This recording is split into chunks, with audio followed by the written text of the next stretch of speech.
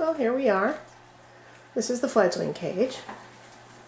And although Stratus's babies hadn't actually fledged yet, it was high time. I looked up how old they are, and they're 4 weeks and 3 days, which is about 3 days later than I expect.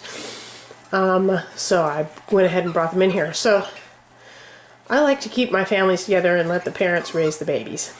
A lot of breeders will basically install a low-value male into a fledgling cage, and when the babies are around 4 weeks old, they'll just throw them in there with him, and he'll have a never-ending stream of babies coming through that he takes care of and fledges until, of course, he's completely tapped out and either can't do it anymore or dies. I see no reason to do that.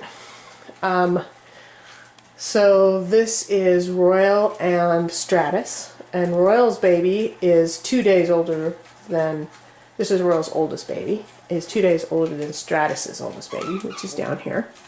They like that little spot.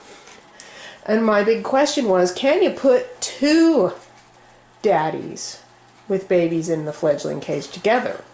Or will they fight or think they have to protect their own chicks or what? I think the answer is pretty clear here. I just put a piece of lettuce in there, which daddies love to feed to their babies. And that's Stratus and Royal chowing down. And then they will shortly go find their babies and feed them. And there doesn't seem to be any competition at all. It'll be interesting to see if they continue to feed only their own babies. There's Royal just went up and joined his baby. I'm sure you'll be about to see some feeding happening here. Oh no, he's going to go back down. Oh, get a drink.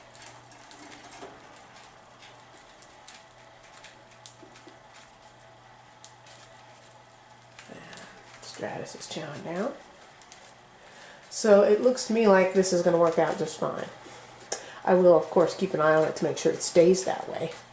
But I don't see any competition at all. They're just very busy taking care of their babies. And I think the more natural you allow birds to behave, the less stress that they experience. So I pull the moms when they have clearly decided they're not interested in their babies anymore. And I'll leave the dads with the babies until their job is done. Limey, took Limey until his oldest was a few days past 5 weeks before he started looking for ways to get out of the the fledgling cage here. So then I pulled him out, and the baby stayed in here for another few days before I put him out in the big flight. So that seems to work out pretty well. So there's Stratus getting ready to go down. Yeah, he's filling up on millet now. Definitely got to feed up those babies for nighttime. So yeah, I think this is working out really well. So one of the reasons I'm so interested in keeping their stress factor down is there's a whole biochemical chain of events that happens when an animal endures high stress. And losing your chicks when they're not ready to fledge qualifies as high stress.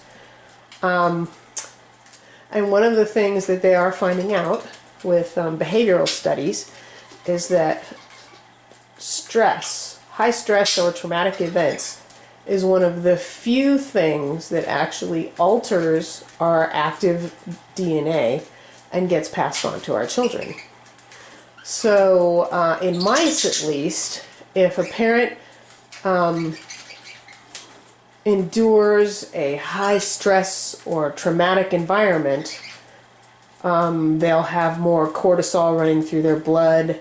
It makes permanent changes to their body. And when they have babies, the babies will show those changes. So if a breeder is taking a bunch of birds, by that logic, if a breeder is taking a bunch of birds and subjecting them to a super high stress life, where they never live in a flight cage, they never have normal flocking behavior, where the mothers and fathers are snatched away from their babies and the babies are given to some other bird to raise, so the mothers and fathers will go back into breeding again, where they're bred and bred and bred until they literally die.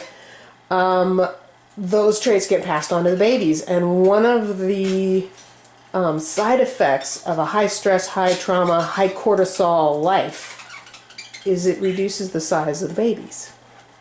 They get smaller with each generation because small endures stress better than big. So I think a lot of people don't realize how much environment plays a part in what an animal looks like and how it feels and how it behaves. So, yeah. So I'm glad to see this looks like it's going to work okay. So he's up there with, standing in between Royal and Royal's baby. Let's see what happens. Somebody's going to push somebody out of the way. Maybe not. They see me watching them, and now they're all watching me. So Royal's sidling up to him like, move out of the way, man. They're having a little discussion.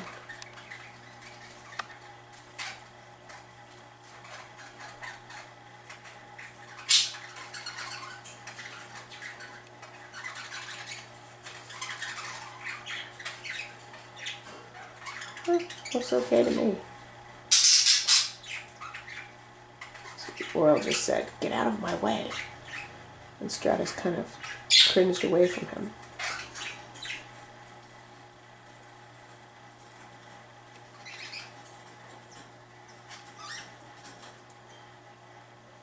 Stratus has only been in here for a few hours, so he's just starting to adapt to this. Oh, got a little pecking contest.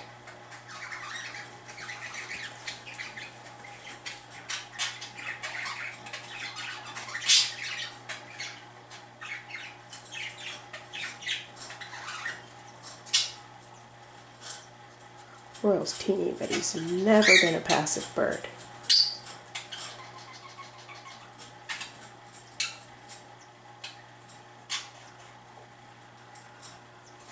There. Stratus says, oh, well, I don't want to sit by your baby anyway. My babies are down here. Oh, that was a no stress. And there goes Royal to feed my baby.